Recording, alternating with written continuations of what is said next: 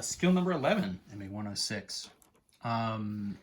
This is some more applications. This is actually, we're going to be revisiting engine displacement. We're going to be sort of doing a kind of official everything in automotive terms version. So this is all coming from our geometry stuff. And then we're going to be doing some extensions of that as well when we talk about the compression ratio.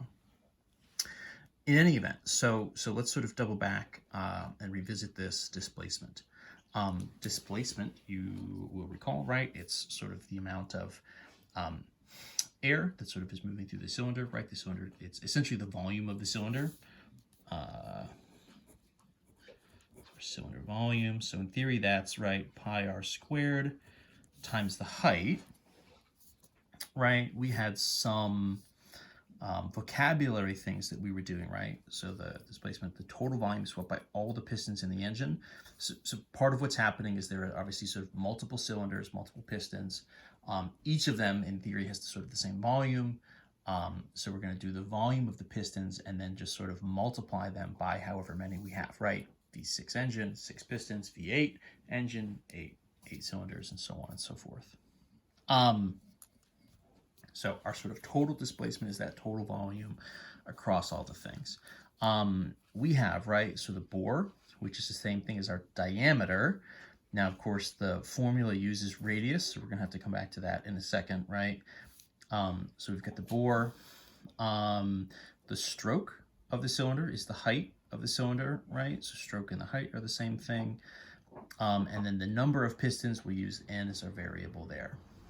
So B is the bore, S is the stroke, and N is the number of pistons. So one way, the sort of way that usually you see this in a purely automotive context, is your displacement is pi over 4 times the bore squared times the stroke times the number of cylinders.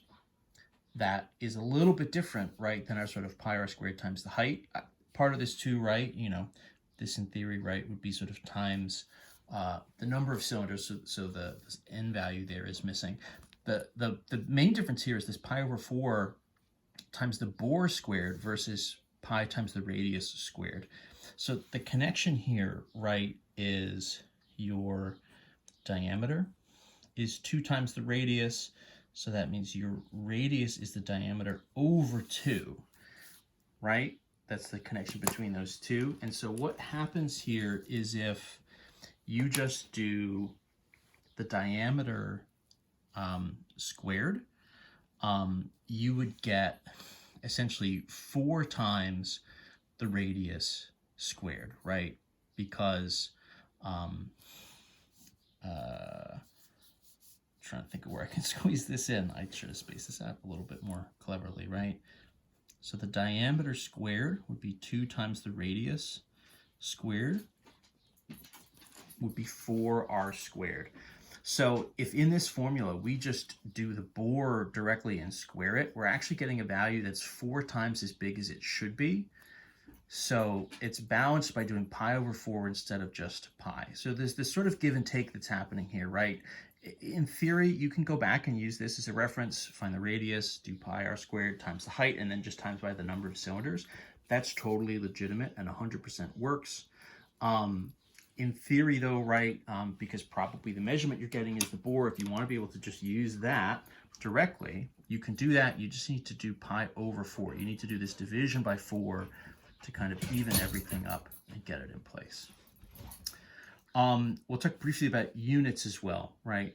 We've talked about, you know, these are volume units. So if you use inches for your bore and your stroke, you're going to get cubic inches. So sometimes you'll see CID, which is cubic inches of displacement. If you get the dimensions in centimeters, right, then the displacement ends up as cubic centimeters, which you'll sometimes see written as cc, right? Cubic centimeters or cc's, right? So like a you know, a 750 cc engine or something, right, is cubic centimeters. I think it's sometimes smaller engines, you know, a motorcycle engine or something, right, is maybe measured in cc's because it's just not as big. Car engines, though, are often or sometimes measured in liters. So we need a conversion between liters. It came up in the last skill, although I didn't end up using it in the videos at all. 1 liter is 1,000 cubic centimeters, right? Or 1,000 cc's. So if you had something like a 1,500 cc engine, it would be a 1.5 liter engine. I'm going to do one from the exercises first. I want to do a couple examples. I want to do one from the exercises, then I'll do this first one from the chapter, and then I'll sneak back and do one more from the exercises too.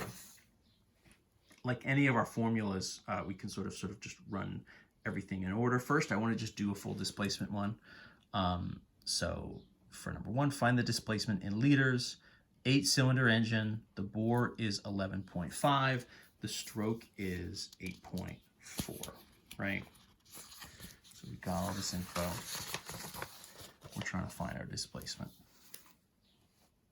Just gonna throw these papers around a little bit.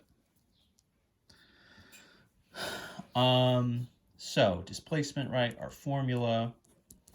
So pi over 4 times bore squared times the stroke, right, times n, right, which is the number of cylinders. And we essentially just have all this information here, right? This is the nicest possible way to kind of do one of these problems where we're just sort of given all the information on the right. We're just going to sub it in and get what we get, pi over 4. The bore, right, 11.5. Everything here is in centimeters. 1.5 squared, right? We're not going to do a divide and get the radius. We're just going to sort of use that as it is, and we'll use pi over 4 to balance it, times the stroke, which is 8.4, right, centimeters, times the number of cylinders. This is V8. So then we got to do some number crunching. Get this up here. You'll see if we use 3.14, if we divide by 4, we get, 0.785.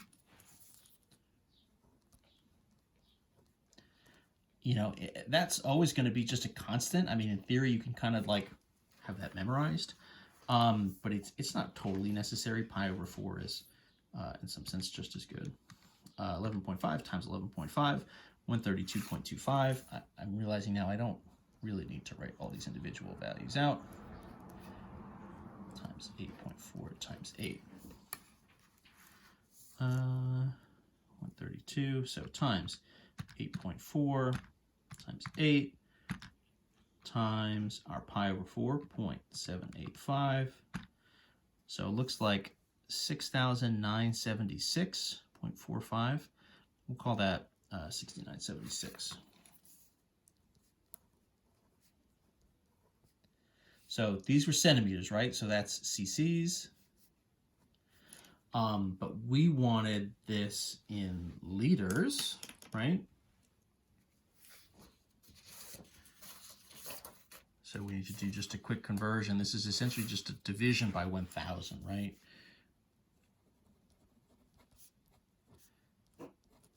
Liters. So that's just a quick divide by 1,000. The nice thing here, right, is sort of liters and cubic centimeters. It's all metric units, so they still sort of follow a similar sort of, right, powers of 10 kind of structure. And of course, dividing by 1,000, that's just going to be moving our decimal 3 places to the left. So that's going to get us 6.976 liters. That's effectively 7 liters, right? That's extremely close to 7 liters. So that's the size of the engine. That seems big to me. To me, a person who doesn't have a great sense of how typically big engines are, but 7 sounds big. There we go. If we look at this example from the book, the first example from the book is more displacement stuff, but it's sort of rearranging and taking this formula apart a little bit. So find the stroke of a 4-liter 8-cylinder engine with a bore of 9 centimeters. So we've got our displacement, pi over 4 times bore squared times stroke times the number of cylinders. So in theory, this should be right, 4 liters. That would be 4,000 cubic centimeters. I'm going to write this out just a little bit different than how the book is doing it. So 4,000 would be pi over 4. What are we missing, right? Find the stroke. The bore is 9 squared times S times, right, the number of cylinders. This was 8 cylinders. Right, so there's two different ways you can do this. You can sort of rearrange all the algebra first, which is what the steps in the book are doing. I'm also just trying to show you what it would look like if we put the numbers in first. Right. In theory, what would happen here to sort of solve for this stroke, to solve for the S value, you're going to need to undo all the math that's here. So that means instead of multiplying by 8, you're going to divide by 8. Instead of multiplying by 9 squared, you're dividing by 9 squared, right? And then, so this is pi on top and 4 on the bottom. That's going to need to be 4 on top and pi on the bottom. Everything gets flipped over when you bring it to the other side with the 4,000. So all this math gets rearranged. Everything here gets sort of turned upside down. Crunching the numbers right, 4 times 4,000, 16,000. Pi times 9 squared is 81 times 8. Numbers, numbers, numbers. All this comes out. This is just calculator work now, right? So 16,000 on top over this 2,035.75. And then the stroke, if we divide this out, is going to end up at 7.86 centimeters, right? So just a matter of sort of unpacking all this formula and crunching the numbers. I'll do one more just kind of fast.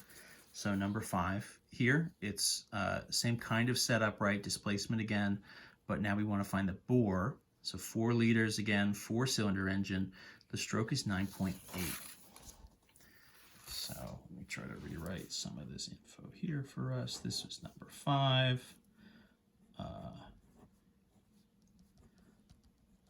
4 liters is the displacement. That's 4,000, right? Cubic centimeters, cc's. 4 cylinders. And we said the stroke is 9.8.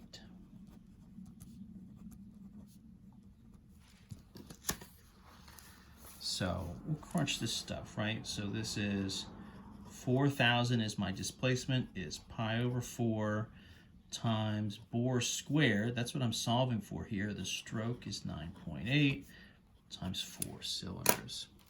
And I'll actually approach this a little bit different than the last one. I don't mean to be inconsistent. I just want to show you guys a couple different strategies here.